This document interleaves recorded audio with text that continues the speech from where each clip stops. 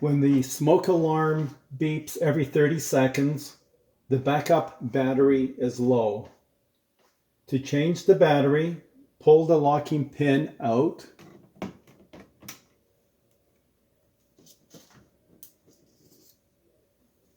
With two hands, turn the smoke alarm to the right, pull down, squeeze the two arms on the plug, and pull out. Now you can open the battery compartment.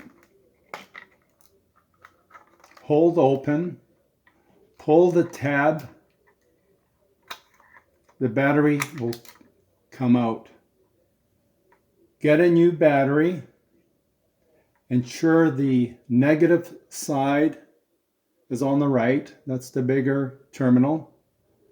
Now there's a pin here with a spring that must be pushed down with the battery. So you push it down.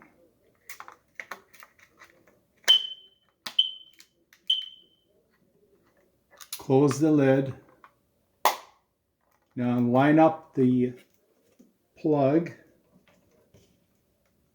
with the 3 pins. Push down. Now push the wires back into the box.